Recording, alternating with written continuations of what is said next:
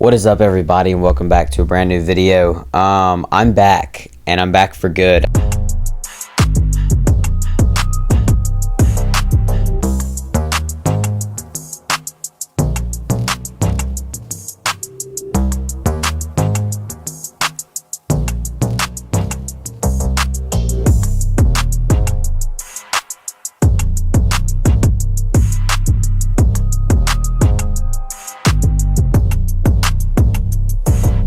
But I am serious this time. We are now fully into the summertime, and my favorite part about the NBA is the NBA offseason, and it's going to be a really good one this year. So we're going to try to be pumping out videos at least 2 times a week, maybe more.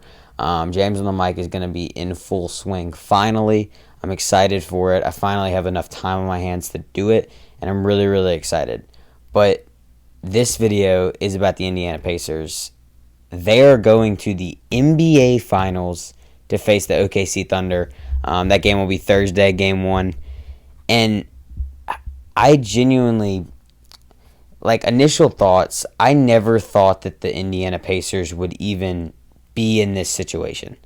The fact that they are here and the fact that they just beat the Knicks in 6 games to go to the NBA Finals is incredible in itself, because in the East, we knew it was Boston, and then halfway through the year, we were like Cleveland, and then the Knicks were probably that third team. It was those 3 and the rest. I think the main thing, there's 2 things in this series and in Game 6, I think, that stuck out to me, especially for the Pacers. And we'll talk about the Knicks in a little bit, but let's talk about the Pacers first.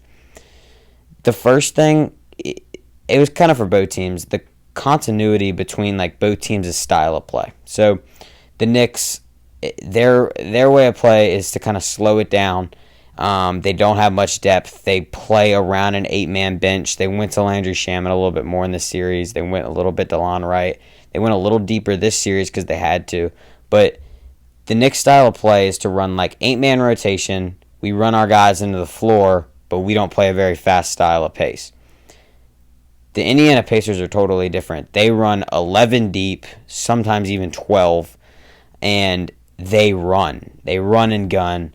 And they're just a totally different style to the Knicks. So coming into this series, I think what everyone thought was, is it going to be Indiana's fast style of play that's able to speed up the Knicks, or is it going to be the Knicks' slower pace of play that slows down the Pacers? And it was the Pacers by far. They made the Knicks speed it up. And I think it showed a lot in Game 6, more than any other game. Indiana just scored in transition a ton. They scored off turnovers. They made the Knicks shoot very quick on the shot clocks. It felt like Indiana this entire series, and especially in Game 6, their goal was to get the Knicks to play their style of ball, and that's exactly what the Pacers are going to try to do in the finals. And it's a totally different team you're going up against. The Knicks are nowhere close to what OKC has done this year, but it feels like that style of play is so hard to emulate for any other team, because Indiana's the number 1 offense right now in the NBA, and they're also the fastest team in the NBA. So that is so hard to match with a style of play. And if you're able to slow them down, that's how you beat them. The Knicks couldn't do that. And I think it was really impressive coaching by Rick Carlisle in this series. I think he outcoached Tom Thibodeau easily. And I think he's the best coach in this finals. I think he's way better coach than Mark Daigneault. I love Mark Daigneault, but I think Rick Carlisle is going to show why he's a better coach in this finals. In my opinion, the main thing was bringing in the right guys, giving the hot hand. So in Game 1, when Tyrese, he was hitting shots, but he wasn't the guy. Nesmith had made 2 threes in a row, so when we need to get back in this game, we're going to feed our number 1 guy. The guy who's hitting the best shots, the guy who's been our number 1. No. Rick Carlisle goes, we're going to feed it to the guy who is the hottest right now. Nesmith is probably honestly, he might be the worst starter on Indiana this year. But he had the hot hand, so you feed him. And Tyrese ends up hitting the shot that sends it to overtime, and they win Game 1, and that gives them all the momentum. But feeding a guy like Aaron Nesmith, not many coaches have the ability or the confidence to be able to do that towards the end of a game. So that's really impressive to me. And then the second thing I think for the Pacers that's so impressive is this chip on the shoulder that they're playing with, this underdog mentality. I'm thinking of the post-game interview with Tyrese before the Eastern Conference Final trophy was announced, all of that, it felt like he wasn't showing much emotion. It feels like he's already locked in. He has his sights set. And like you can see that with all the other post-game interviews throughout this series. Indiana, after they win their third game, they go, we got to get one more. We still got to get one more. Series is so far from over. When they were up 2-0, series is so far from over. That mindset gets you really, really far in basketball and in life. Like, it just feels like that this team is so locked in compared to who is on the other side in OKC. It feels like OKC is kind of skating, in my opinion. They're kind of just breezing their way through the playoffs. I think they're starting to kind of become this locked-in team. But remember, they're not a veteran team. Neither is Indiana, but they have a little bit more veteran leadership. So it'll be interesting to see that in the finals because OKC, just because of their talent alone, has been able to get here. But with a hot team in Indiana who has some better veteran leadership, who has some guys who have stepped up in the playoffs, compared to an OKC team who, in my opinion, have kind of skated. They got to a Game 7. They played really, really well. They coasted against the Timberwolves.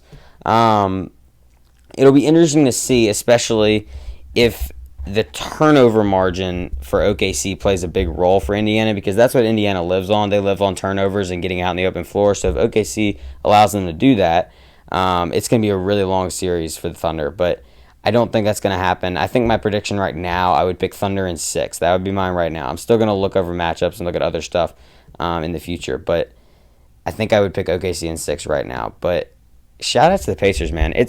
I'm trying to do these videos with like no script, so if I get them off topic, I'm gonna get better and better at it, I think. But it feels like this Pacers team is just different, right? Like we've seen it throughout this playoffs. They've got this underdog mentality. They play fast. They've got incredible coaching. I think those are the main 3 things that takes you to the finals, and that's why they're here. And as for the Knicks, there's gonna be some questions in the offseason on what they're supposed to do. Like, do they have enough to go to the NBA Finals? Like, they were 2 wins away from going to the NBA Finals, the farthest that they've gotten in a while. So is this enough, or do we have to go get another piece like a Kevin Durant? Do we have to go get a big guy, or do we just keep filling it with these bench players? And Indiana is showing why you don't have to have the big names to get to the NBA Finals.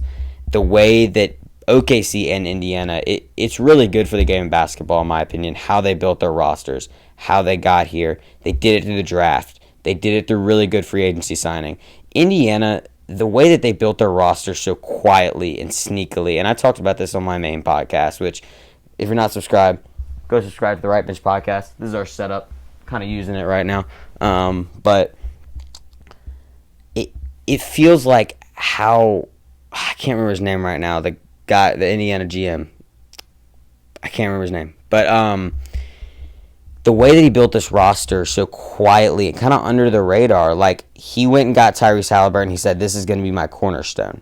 And then he built through the draft. And he got the guys like Nembhard. And then he traded for Aaron Nesmith quietly, like for Brogdon. And he got picks back. Like, he did these quiet things. And then when all of the pieces started fitting together, he went and sprung the trade for Pascal Siakam, which brought it all together. And this is why this Pacers team is so good. They've paid $0 in the luxury tax with this core.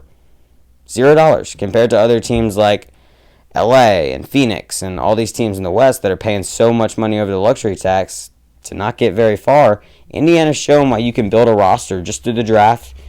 All you got to do is find your guy and build around him. And that's what Indiana's done so well. So it's really fun to watch.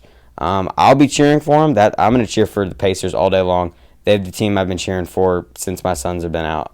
So I'm excited to see them in the finals. I think it's much deserved, and I think it'll be a good one. It's not going to be the highest viewed NBA Finals. It's going to be one of the lower ones, but I can promise you it's going to be really, really good basketball. It's the number 1 defense versus the number 1 offense. You don't get that very often. So I'll probably drop a prediction video, or maybe a game 1 recap. It depends. That's Thursday, so I'll see what happens. But a video will definitely be dropped later this week at some point. So I hope you lock in. And then after the finals is done, we're going to be making some cool off-season videos. Definitely a draft video. That's going to be the biggest thing on my mind. I'm kind of locked in the draft this year, so I'm excited to do that. But besides that, shout out to the Pacers. Shout out to the Knicks. shout out to OKC. Shout out to Minnesota. Not really, but OKC, Indiana. That's the finals we're getting this year. I don't think it was expected, but I think it's gonna be a good one. So I'll see y'all later. Peace.